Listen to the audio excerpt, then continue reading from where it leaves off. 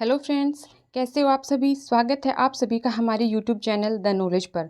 दोस्तों, हमने शिक्षा मनोविज्ञान टॉपिक स्टार्ट कर रखा है, जिसमें हमने शिक्षा मनोविज्ञान के जो प्रीवियस ईयर के क्वेश्चंस हैं जो आए हुए हैं एग्ज़ाम में, जितनी भी टीचर के एग्ज़ाम है या फिर जितनी भी एग्ज़ाम है जिनमें साइकोलॉजी है, उनके क्वेश्चन हमने उनके बारे में चर्चा की है। इससे पहले हमने 2 क्लासेज हो चुकी हैं, आज हमारी तीसरी क्लास है, तो ये पार्ट 3 है। आज इसमें हम इससे आगे के जो क्वेश्चन हैं वो करेंगे। तो चलिए शुरू करते हैं आज का सेशन। आज के सेशन का पहला सवाल, शिक्षा मनोविज्ञान शिक्षा का विज्ञान है, यह परिभाषा किसकी है। ये क्वेश्चन फर्स्ट ग्रेड एग्जाम 2020 में पूछा गया, फर्स्ट ग्रेड एग्जाम 2016 में और फर्स्ट ग्रेड एग्जाम 2023। 3 बार ये डेफिनेशन पूछी जा चुकी है, तो इसे आप समझ सकते हो कि ये कितना इंपॉर्टेंट है। शिक्षा मनोविज्ञान शिक्षा का विज्ञान है, ये डेफिनेशन हमने आपको पिछले जो वीडियो है उसमें करवाई थी, तो आप वहाँ देख सकते हैं। तो इसका राइट आंसर हो जाएगा ऑप्शन 1, पील। ई ए पील की ये डेफिनेशन है, ये ई ए पील की।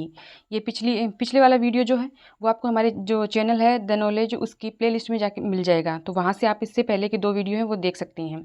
आगे बढ़ते हैं नेक्स्ट क्वेश्चन की तरफ। यह किसने कहा है कि शिक्षा मनोविज्ञान शैक्षिक अभिवृद्धि एवं विकास का व्यवस्थित अध्ययन है। ये क्वेश्चन सेकंड ग्रेड एग्जाम 2022 में पूछा गया है। उसके अलावा फर्स्ट ग्रेड एग्जाम जो कि होम साइंस सब्जेक्ट से है 2022 में पूछा गया है। इसके जो ऑप्शन है वो है J A Stephen, J S Bloom, W.V. Kolesnik और B.F. स्किनर।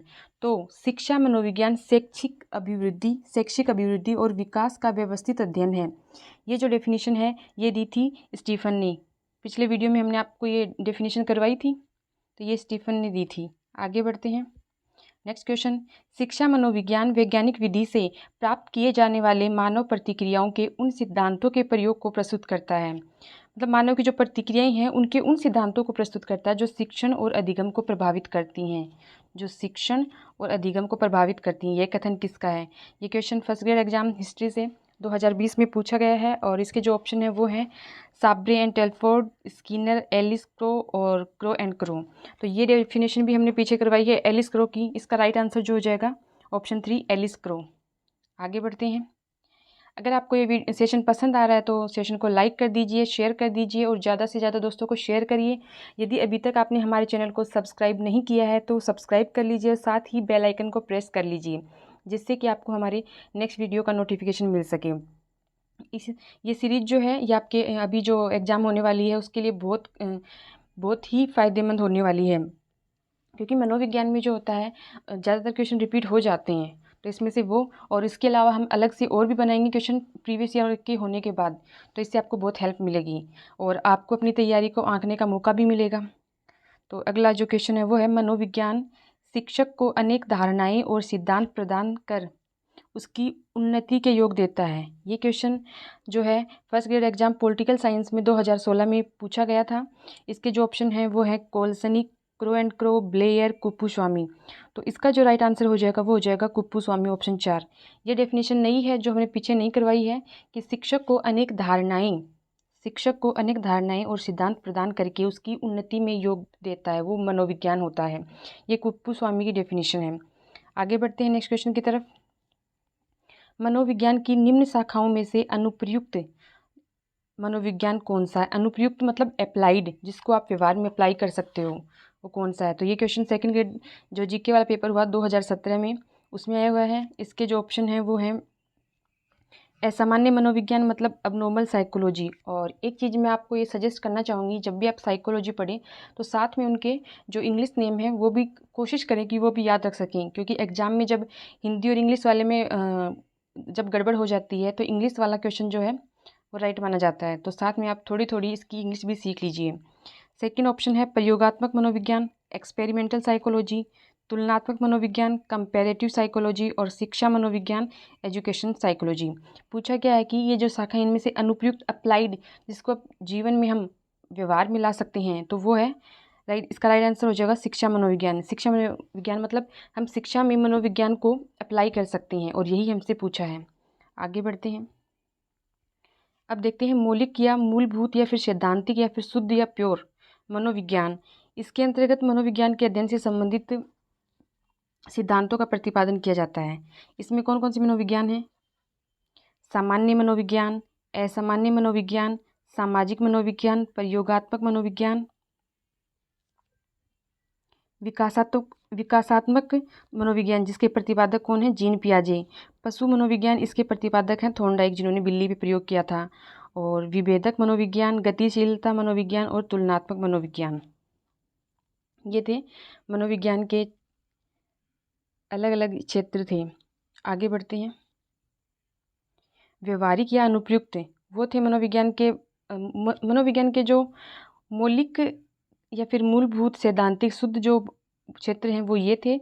इसके बाद हम देखते हैं व्यवहारिक या फिर अनुप्रयुक्त अप्लाइड मनोविज्ञान जिसको हम व्यवहार में ला सकते हैं। इसमें मनोविज्ञान के नियमों और सिद्धांतों को क्रियात्मक रूप से व्यवहार में लाने की चेष्टा की जाती है। इसी व्यवहारात्मक पहलू से मतलब आप उसको व्यवहार में ला सकते हो, अप्लाइड वो होता है।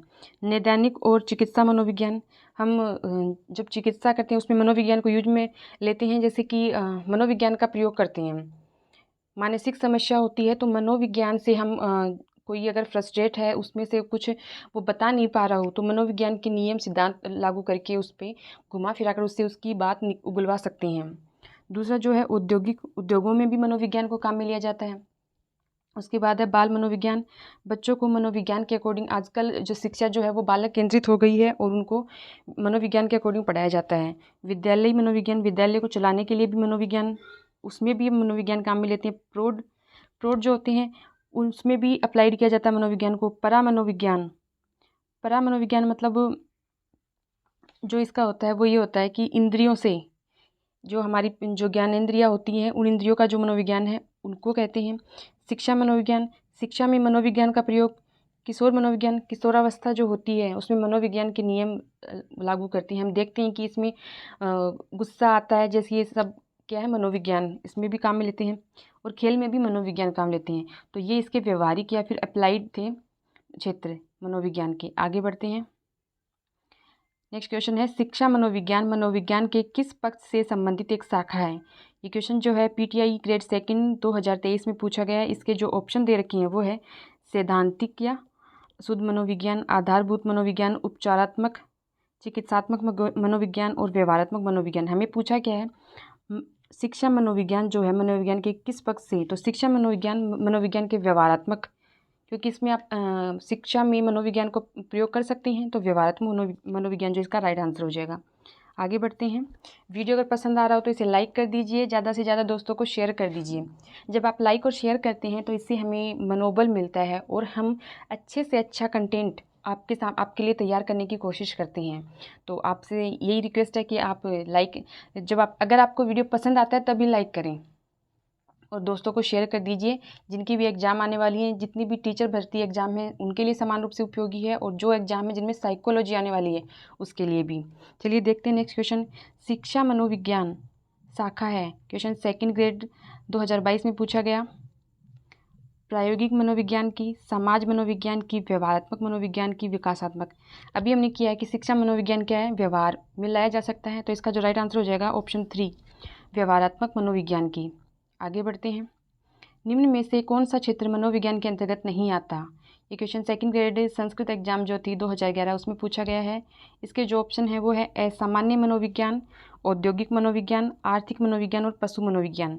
हमने मनोविज्ञान के जो क्षेत्र हैं वो पढ़े थे, उसमें असामान्य मनोविज्ञान भी आता है, उद्योगों में मनोविज्ञान और एक पशु मनोविज्ञान। लेकिन जो आर्थिक मनोविज्ञान है ये हमने नहीं पढ़ा, तो इसका जो पूछा ये के अंतर्गत नहीं आता, तो इसका जो राइट आंसर हो जाएगा ऑप्शन 3 आर्थिक मनोविज्ञान, क्योंकि ये नहीं आता है।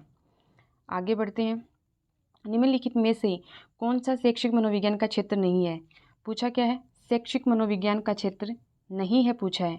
व्यक्तिगत समानताएं नहीं, व्यक्तिगत असमानताएं आती हैं, तो ये गलत हो गया। नहीं है पूछा तो हमारा राइट आंसर भी यही होगा। मूल्यांकन जो है शैक्षिक मनोविज्ञान का क्षेत्र है। पाठ्यक्रम का निर्माण ये भी शैक्षिक मनोविज्ञान का क्षेत्र है। और अधिगम जो शैक्षिक मनोविज्ञान का क्षेत्र नहीं है वो है व्यक्तिगत समानताएं, मतलब व्यक्तिगत विभिन्नता। इसकी जगह असमानता होता, तो ये शैक्षिक मनोविज्ञान के अंतर्गत आ जाता। आगे बढ़ते हैं। Next question. इसमें शिक्षा मनोविज्ञान के जो सामान्य क्षेत्र हैं वो बताए गए हैं। सामान्य क्षेत्र तो जैसे शिक्षा मनोविज्ञान के क्षेत्र के बारे में अगर बात करें तो इसमें वंशानुक्रम और वातावरण आता है, विकास आता है, व्यक्तित्व आता है, व्यक्तिगत विभिन्नताएं, जिसमें व्यक्तित्व समानताएं इसका क्षेत्र नहीं है, समानताएं नहीं विभिन्नताएं जो होती हैं वो इसका क्षेत्र होती हैं।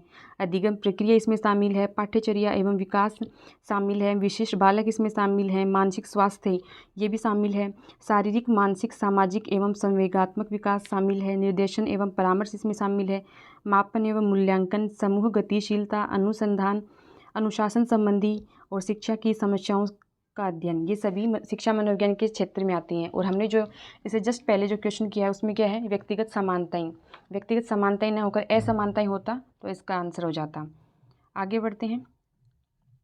अब देखिए ये है लिंडग्रेन। लिंडग्रेन ने मनोविज्ञान के क्षेत्र बताए हैं 5। ये 5 क्षेत्र बता दें मनोविज्ञान के 5 क्षेत्र। 5 क्षेत्रों में एक है शिक्षार्थी या फिर अधिगमकर्ता बोलते हैं। एक सीखने की प्रक्रिया का स्वरूप, सीखने की परिस्थिति,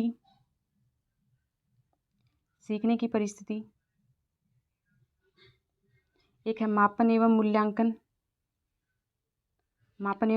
और 5वां जो है वो निर्देशन व मानसिक स्वास्थ्य,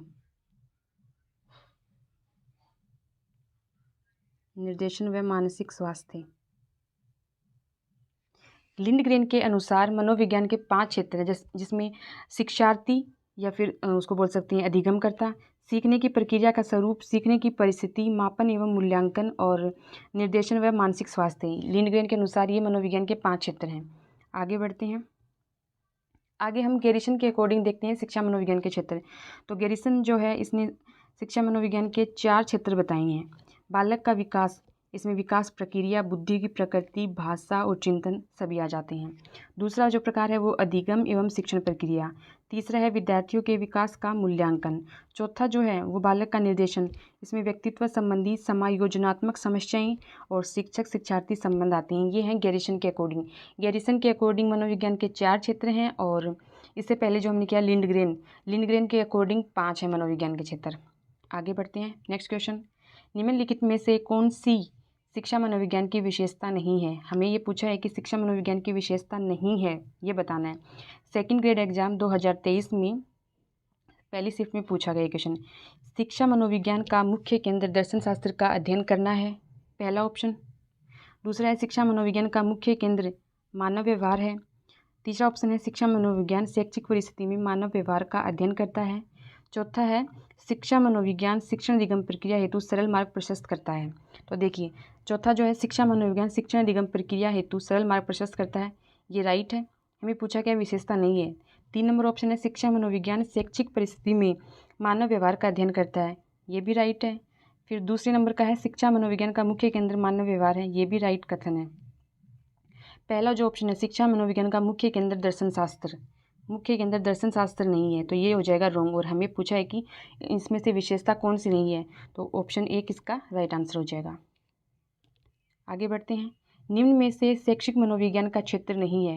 ये क्वेश्चन जो है वो थर्ड ग्रेड टीचर एग्जाम 2013 में पूछा गया, और इसके जो ऑप्शन हैं वो हैं सीखने की प्रक्रिया, मापन एवं मूल्यांकन, खेलों का प्रशिक्षण और पाठ्यक्रम।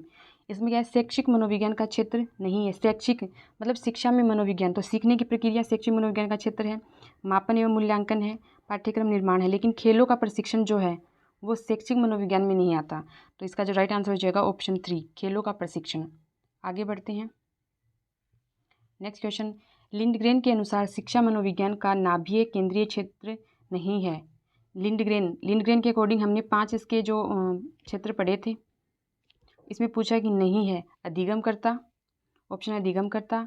ये क्वेश्चन जो है third grade teacher exam PTI वाली 2012 उसमें पूछा गया। इसके जो ऑप्शन है वो अधिगमकर्ता, अधिगम विषय वस्तु, अधिगम प्रक्रिया, अधिगम परिस्थिति। तो अभी इससे जस्ट पहले हमने वो किया था, पढ़ा था लिंडग्रेन का, तो उसमें अधिगमकर्ता भी शामिल होता है, अधिगम प्रक्रिया भी शामिल होती है, अधिगम परिस्थिति भी शामिल होती है। इसके अलावा मापन व मूल्यांकन,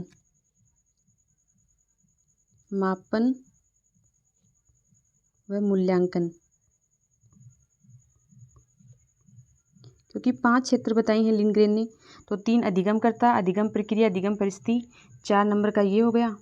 और 5 नंबर पे क्या है, 5 नंबर पे है निर्देशन और मानसिक स्वास्थ्य, निर्देशन व मानसिक स्वास्थ्य।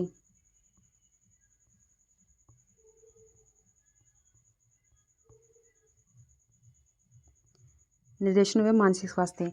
तो लिंडग्रेन के अकॉर्डिंग जो शिक्षा मनोविज्ञान के जो क्षेत्र हैं वो 5 हैं। अधिगमकर्ता, अधिगम प्रक्रिया, अधिगम परिस्थिति, मापन व मूल्यांकन, निर्देशन व मानसिक स्वास्थ्य। तो अधिगम विषय वस्तु नहीं होगा, तो इसका राइट आंसर जो हो जाएगा ऑप्शन 2 इसका राइट आंसर हो जाएगा। आगे बढ़ते हैं नेक्स्ट क्वेश्चन की तरफ। अध्यापक की अभिवृत्ति, व्यवहार, शिक्षा मनोविज्ञान के निम्नलिखित में से कौन से क्षेत्र से मुख्यतः संबंधित हैं? फर्स्ट ग्रेड सोशियोलॉजी एग्जाम जो हुई थी जीके वाले में 2022 सेकेंड पेपर में होता था उस टाइम साइकोलॉजी।